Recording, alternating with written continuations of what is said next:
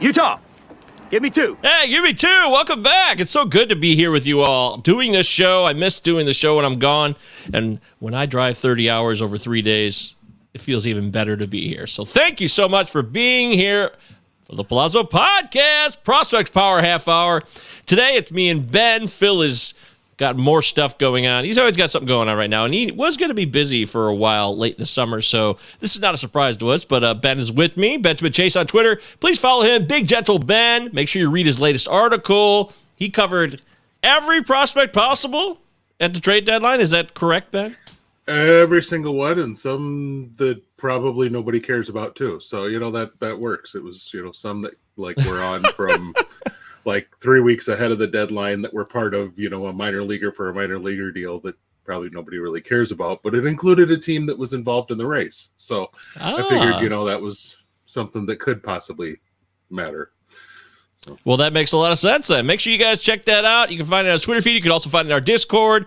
He is the man when it comes to prospects. But today's guest is such a unique opportunity for us because we get to talk with Michael Rivers. Now, Michael Rivers is all about adoptaminorleaguer.com. That's what he does. He helps minor leaguers connect with people who can provide financial assistance, if possible, or other means of assistance to make sure that these guys can get fed and survive, because the plight of a lot of minor leaguers is not what you think it is. They're not all bonus babies, to use a very outdated term, and a lot of them are struggling to survive. And sure, they live in the United States. So you think, oh, well, I mean, it's a great country to live in. But that is a very broad view, and it doesn't really lock into the micro situations of a lot of people. So, Michael, welcome to the show.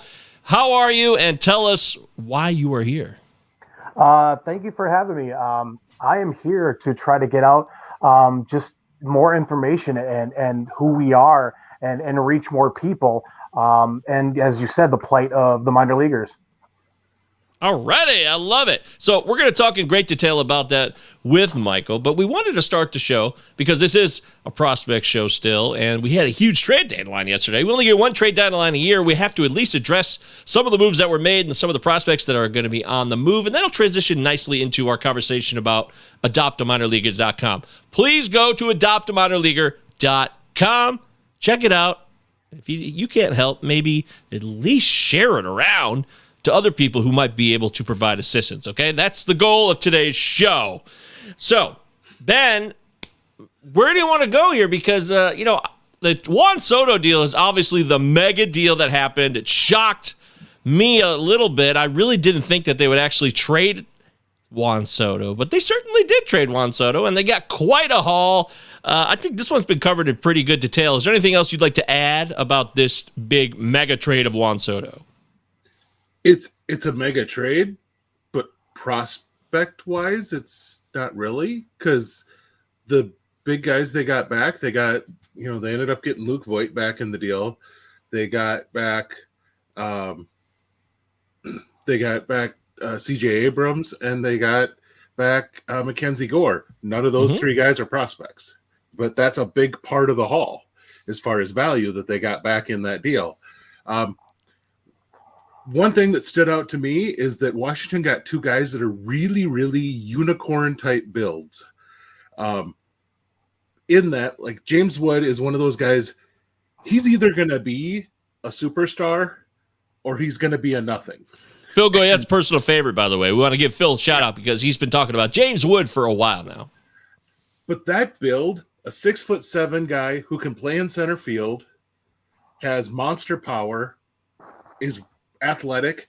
Those guys either figure out how to judge the zone and turn into an Aaron Judge, and you hear these goofy comps that you're like, well, that's just a superstar. Well, the problem is, if they make it, they're a guy like an Aaron Judge, a Willie McCovey, or something like that. If they don't make it, they're Steven Moya. And you'll know Steven Moya as a Tigers Sure fan. do. Oh, yeah, I can never forget. Lots of possibility there. And everyone dreamed on, oh, man, when this guy actually connects, the ball goes a long way. Except that when you're 6'7" and you've got really long arms, sometimes that swing gets all out of whack, and that's what happens with these guys. So it's the rare guy at that build who has that athleticism that can turn into a guy like an Aaron Judge. But when they make it, when they actually can do it, they're not going to be a backup outfielder. They're going to be a superstar type player. So it's a heck of a lottery ticket. If Wood hits, this is if he's not a superstar, he's a next tier star. Yeah. If he doesn't, he fails. And that's an okay thing. I mean, prospects will fail, but for them, at least they know that. The other one that's kind of an interesting unicorn build is a guy that they signed this winter, a 6'6", 225-pound teenage pitcher out of Latin America.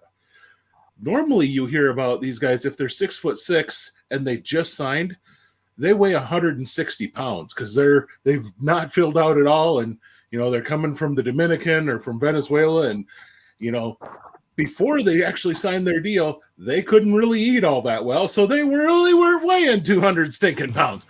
Oh yeah. This guy, and he's not 2 1/4 of mommy fed him cake every night. This kid looks like he figured out where the weight room was at the local university and was lifting some weights out. And he is thick. He's built at 6'6", and he just turned 18. Like, this is like, I wish I looked like that when I was 18 and I played college football. So, I mean, that kid was, he's an impressive specimen. Now, he's in rookie league ball as a pitcher.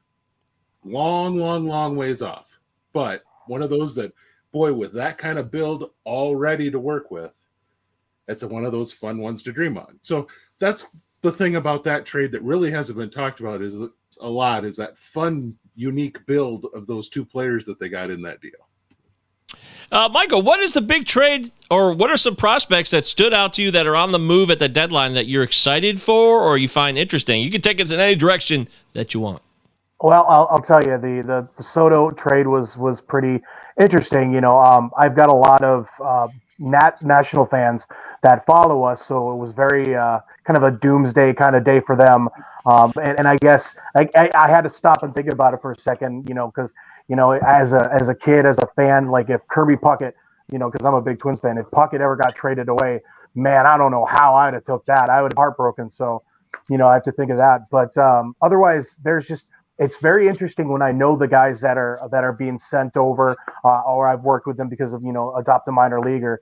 And obviously, since I'm a Twins fan and I'm close to some of the minor league teams that the Twins have, I knew a couple of the guys the Twins shipped off, and I wanted to send them a message and tell them good luck and stuff. And as much as as a fan, when you don't have that connection, it's like, oh, okay, it doesn't matter, whatever.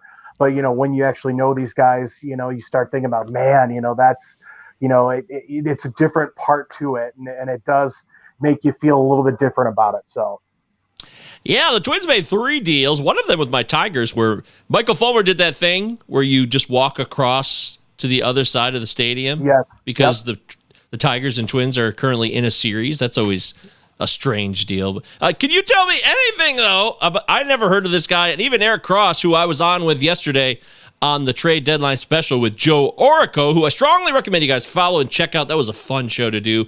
Great group of people on that show.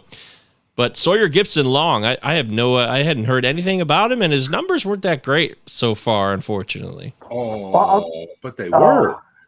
I'll tell you what, look at his numbers before this year. And actually he's one of the guys I know. So you're getting a great kid, a really nice guy. I actually, took a photo with him when he was in Cedar Rapids.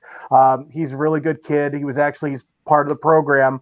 But he had been pitching very well until just recently this year. I think he really did get a good guy. And for me, it was kind of hard to see him go, but as a fan of the Twins, knowing what we need in bullpen, it was one of those, well, I guess, we do need it. So, but yeah, no, you're getting a really great guy. And honestly, he's a really good pitcher. Just this year's a little different, but I feel like he can turn it around.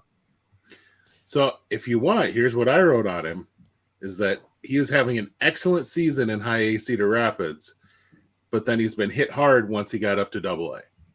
And part of that is his third pitch. He's got an excellent. He pounds the zone, and that's a great thing, and that's a bad thing all at the same time. If you don't have a tremendous third pitch, guys can really sit on those first two, and his second pitch isn't a wholly differential from the first.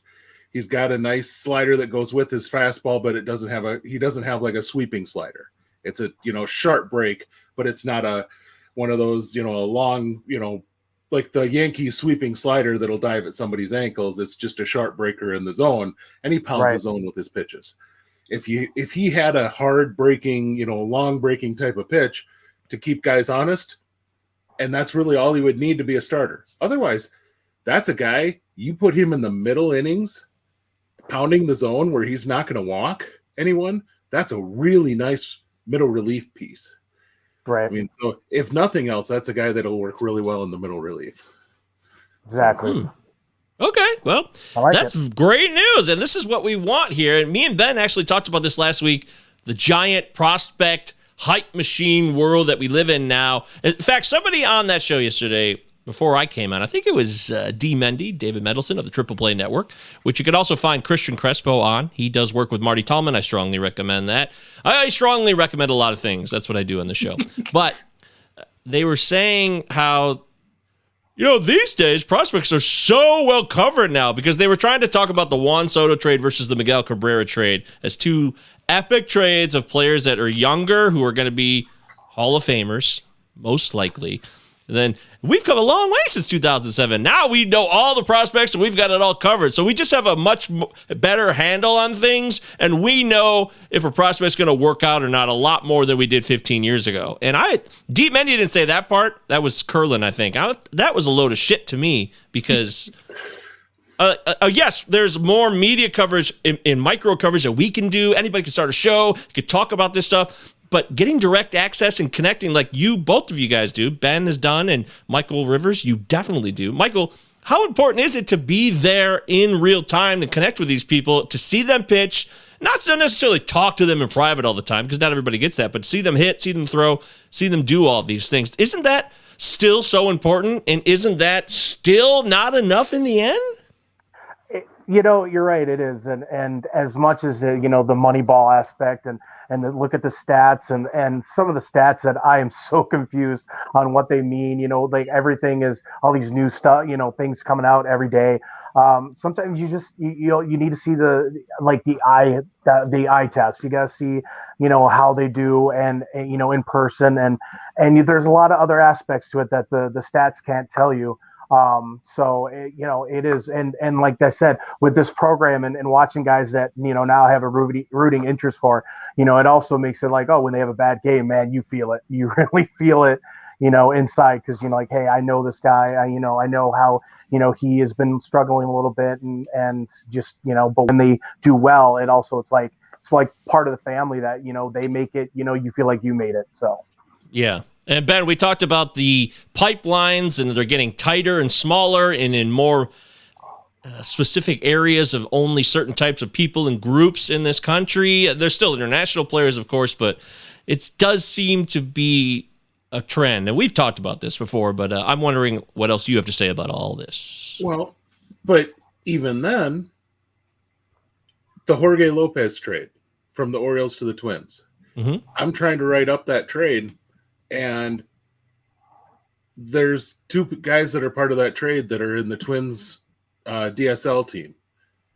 Or actually, I believe they're actually in the Florida Complex League team now. But yeah, two Latin pitchers trying to find decent information. And I've got decent connections with, I used to write for a Twins blog. I have some decent connections that work around that complex quite a bit. See a lot of the guys. I'm trying to talk with them and say, so what do these guys got? Never seen him pitch. I don't know. I couldn't tell you. I mean, you can be connected as all get out if you want, but there's a guy, these are guys who have pitched like 25 innings each at the complex, and guys who've been around quite a bit just haven't happened to catch them, this is, so yeah, you can be plugged in as all you want, and that's still not going to mean that you know every single guy when one of these deals goes down. And one of those two guys could end up coming up being at least a reliever that means something. And for what Jorge Lopez brings to the Twins, that could be an equal value to the Orioles for that deal. I mean, that's all it would take for the Orioles to get equal value out of that deal for what they're giving up to the Twins, is to have one of those two guys come up and be a major league quality reliever in the end. So that's the thing, is you just don't know what you're able to evaluate there. So yeah, we can have all these great pipelines that give us information starting with when a kid is 12 years old, but then they start working up and you get to the point where, you're now, this kid is now in the Florida Complex League, and you still can't find any stinking information on him. He's actually stateside. He's here, but we can't get any information on him. That's just what it is. I mean, we can talk all we want about how much better coverage is. There's still lots of gaps as far as that's concerned. Just as bad as there are gaps as far as, I would love to have somebody to be able to tell me the names of half of the guys that I had my phone, and my phone's got a really bad ability to tell me who can throw what on it. And it's a really rudimentary radar gun. I gave it about a plus minus 10. Let's just put it that way. Okay. But if somebody can run that thing over 80 at a Legion ball game, I'm going, this kid's got something on his arm. That's pretty impressive. I would be very impressed if any team knew more than 10 kids that I popped 80 plus on in South Dakota this year. And I went to a lot of Legion ball games, and I bet you nobody knows a single one, because it's Legion ball. It's South Dakota. It's not a high school baseball state. They don't filter into a lot of the perfect game stuff. So yeah, there's a huge gap right there. I just did a story about the reservation, the Native American showcase that they had. Yes. Yeah, that was great. Who went from Pine Ridge out to that he had to sign up for that. If we had decent scouting, we'd have scouts that would be able to fill those rosters, no problem, because they were on the reservation seeing these kids. That's a huge, huge difference. Yeah. So that's pretty wild, man. Still, as far as access, as far as all sorts of things, but that's a whole. I mean, we could do a series of shows on that. But oh, hell yeah, we could. There's no doubt about that. Oh, Mason says North Dakota here. What? Yeah. There it is. Represent, Mason. Thank you very much. All right, so we got Michael Rivers here from AdoptAMinorLeaguer.com. We only have 30 minutes for each show. We can't talk about every deadline deal. It was a lot of players that moved. If you want to get much more detail, please read Ben's piece about every prospect that was traded. Everyone, you can get a personal breakdown from him, the man himself, by going to our Discord. You can go to his Twitter page. You can go to... what is it, videoscout.com, amateurvideoscout.com? I always screw this one's on this is the IBWAA page. So this is on the Substack? On their Substack. That's right. The Internet Baseball Writers Association of America Substack, and you can find that link on their Twitter handle, which is IBWAA. Yep. Yeah. And I've got the article linked on my Twitter, so if you go on there, it's good. It's somewhere on there. That makes it a lot easier for me. That's what I would prefer. Yes, that's at Big Gentle Ben. Big Gentle Ben. I'm at MJ Govier. Michael Rivers here, AdoptAMinorLeaguer.com, and you can follow AdoptAMinorLeaguer.com on Twitter, because it's just that easy by going to @Adopt MILB player. MILB, not MLB. MILB player. Adopt MILB player. So, Michael, a lot of prospects that change teams at this deadline. What is life like for them now? And not the big prospects, not the huge big money guys. We can skip that. I want to know some of the Sawyer Gibson Longs. What's his life going to be like now?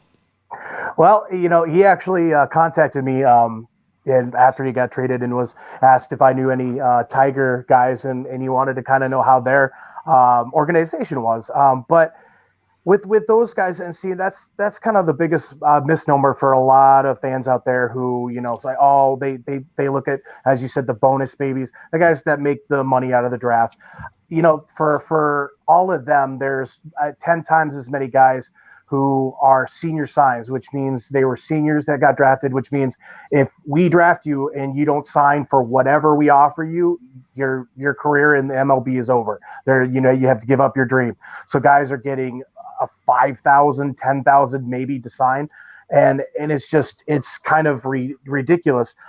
So from there, life has been a little bit better thanks to like MLB or MILB advocates and morethanbaseball.org, who have been petitioning, Major League Baseball to help, house these guys. And so that's turned out a little bit better. So now they don't have to pay rent, but still you pay most of the guys, what was it? Anywhere between 7,500 to maybe 12,000 for the whole year. So they don't get paid for spring training, which is almost 2 months. So from anywhere from March to October, you get maybe at the most $12,000 for that. And then they expect you to train in the off season and get better and work on yourself. Yet, that a lot of these guys have to take up jobs and do other things to build that savings to go along with what they get paid just to survive. And so that's why, I created this nonprofit.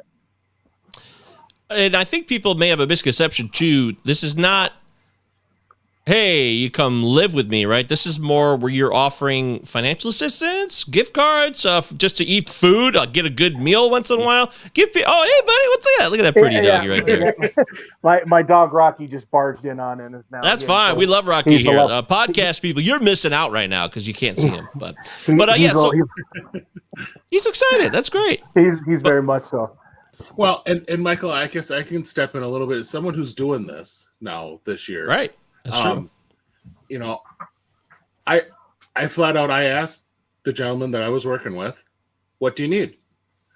And I said, what's the biggest need you have? If there's anything, if it's directly food, we can send you directly food. If it's, if it's gift cards for, nights out, which turns out cash flow wise, sending Chick-fil-A cards is a big freaking deal because that's way more budget-wise than what he has. Yeah. Budgeting and having food in the cupboard is what he has money for. But giving some money so that he can go out for Chick-fil-A, that's kind of a fun deal. Cool. Right. I could do that. I can, I can find those at my local Walmart and get those purchased. I can pull off. You send some blanket Visa cards or whatever, and those are pretty easy to spend wherever they want to spend.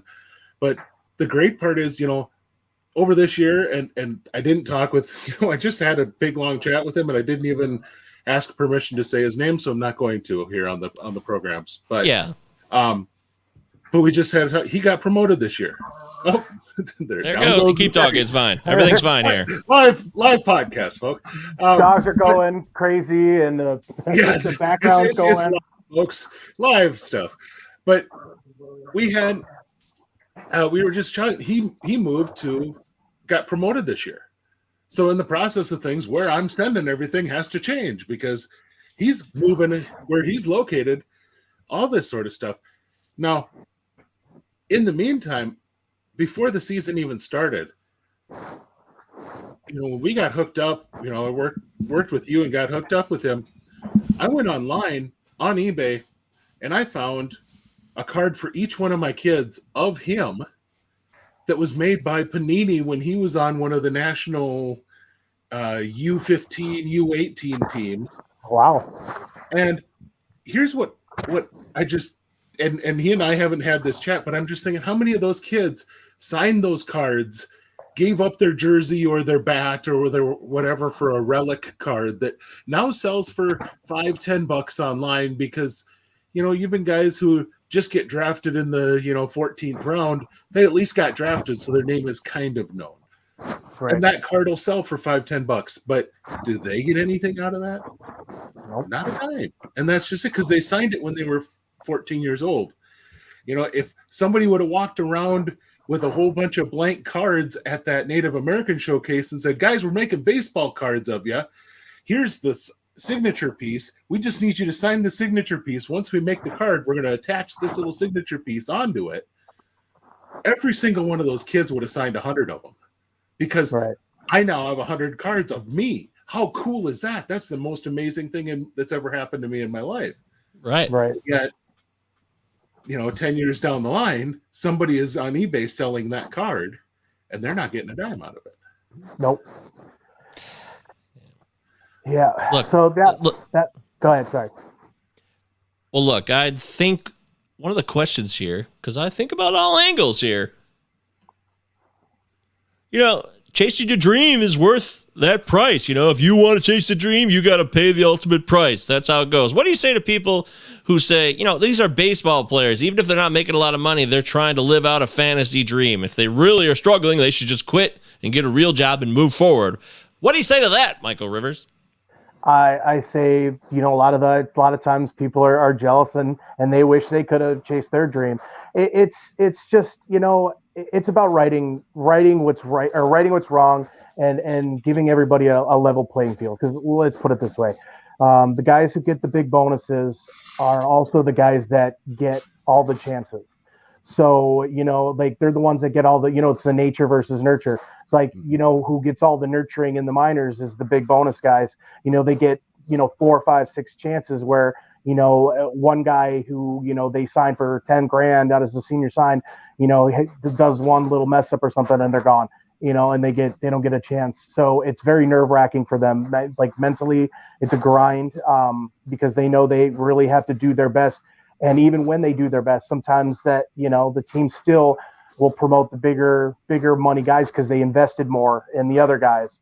And, unless you're, just killing the ball or pitching so well that nobody can ignore you, it gets to that point. And I say, it's time to make things fair. And if we can step in and set them up with a person to kind of relieve their financial issues a little bit, give them an extra person who is rooting for them and kind of is not only boosting financially but boosting them mentally, that giving you that extra fan. I know there's plenty of guys out there who have now are so ingrained with their sponsors. It's like this bond, this friendship that they'll always have now, and it makes me feel great that I've created this and that's happened. So yeah, I say that, maybe they should just, be quiet and let the people who want to help. Yeah. Well, we got bigger problems out here, Michael. I'm sorry. Baseball players who are struggling to survive are just not a priority.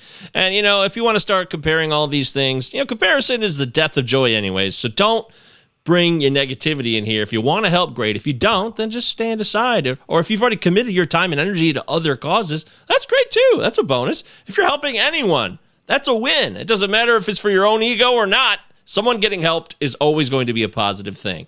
So let's say that Ben's already doing this. So Ben has talked a little bit about this, but real quickly from your point of view, Michael, yeah, you know what? I want to adopt a minor leaguer. How will the process start? What's the first thing that happens? How does this go? Just so either sign up at adoptaminorleaguer.com and then you'll get on the list. So when we do have player kind of sign up to be sponsored, or looking for a sponsor, we pair you, with, your request. So if you're, a Twins fan and you want just a Twin, when the next Twin guy, signs up, we'll pair you up. Or, sometimes we have some organizations like guys we never hear from. So I recommend just, put yourself on there for any. And because I'm a Twins fan, I'm, taking care of a guy from the Marlins system. So it's about helping and loving baseball. So you go on there, you sign up at adoptaminorleaguer.com. If you don't want to commit to something for season long, you can always donate one time or as many times as you want, and that is tax deductible. Otherwise, just spread the word and tell other people about it. Beautiful. It did pop into my brain, and you brought up Sawyer earlier. If my guy had been, because his name was brought up a few different times in trade rumors, And my thought was, if he gets traded, it doesn't honestly matter to me what team he's on. Right. We've developed a relationship to where I want to make sure that he gets through this season. Now, if he wants to continue that relationship going forward, I'll have that conversation with him in the off season. If that's something he still wants to do going forward, I would love to still be the guy that's sponsoring him next year. And my wife and I will pray about whether or not we can do more than one. But for sure, we wanted to kind of get our feet wet with one. But it's the other end of things. It's not you need to have an extra grand in your budget every month. It's not that you need to be tossing out, $500 to this person. Goodness gracious, if you can throw an extra $50 or an extra $100 a lot of times in a month to somebody, that is honestly going to be a huge difference for a lot of these guys, just because that little extra can be an extra $10 a week, if you think about it, on a budget or on a grocery bill can really do a lot, right. for someone who, they do get a little bit of grocery stipend and things as it is, and if you add an extra $50 to it, that can help a lot. And so if right. you're willing to help out that much, that is a help to somebody. And that's a step, and if you can be honest that that's what your ability is, then that's your ability. Cool. And I'm sure Michael can work with that, and that's the great part is there's lots of guys and lots of levels and lots of places that need help. And, more than anything, they need to know that somebody cares enough that they're not just like, hey, you're our entertainment and, I'm willing to spend $20 to watch you play tonight, but I'm not willing to spend $50 a month to, help you make sure you're not starving as I watch you play. That's kind of the odd dichotomy of it. Yeah, no, it's true. I've seen some of the times where the teams kind of get provided a little bit of meal after the games, and I've seen them walk from the stadium into the bus and what they have, and it's like a fifth grader's cafeteria food. Sometimes it's and to be able to go out maybe twice a month, and actually go out and get a different something, from a restaurant. Like I said, it's a big mental boost, and it's not all about talent when it comes to sports. It's about that mental game too. And if a guy is struggling mentally, he's going to struggle in the game. So, just that little boost is huge for these guys. And it does, when we do Chipotle gift card giveaways, we've done it 8 times so far this year. Where we raise money and then we'll give Chipotle gift cards to everybody on both teams at a game. It just shows them. $20 isn't a lot, for a gift card. It's not a lot to these guys, but it shows them that people out there care, and they really are. People out there care about their well-being, and it really does. It makes them happy. Big smiles on their face. They're excited. So it's something that is really great for them. Sure is. Wow. Okay. So, adoptaminaleaguer.com. Please go check it out. And if you don't want to do it, just share. Spread the word. Let's get this thing out there into the ether and to as many eyeballs as possible. We want to thank Michael Rivers for coming on the show, talking freely and openly about what it's like to be a minor leaguer who's not a super big wig. I'm really excited now, much, much more excited about Sawyer Gibson Long's presence here. And I'm going to be rooting for him big time now to make the big league club someday, and I'll be keeping an eye on him from a minor league perspective in the meantime. I'm excited that he's here now, and it's very, very cool. So make sure you follow Ben on Twitter at BigGentleBen. Read his article, Every Prospect. If we didn't cover a trade that you wanted us to talk about here, you can always come over to the Discord, throw out some thoughts and some questions related to that in our Prospects channel, or follow Ben on Twitter, DM him, and tell him, hey, I liked the article you just read, and here's why. But you have to read that article first, which you can find linked to his Twitter feed. Plazo Podcast, 2 L's, 2 Z's. Utah, give me 2. Give me 2 as always. Thanks again to Michael Rivers. Great job, Thank you. Ben.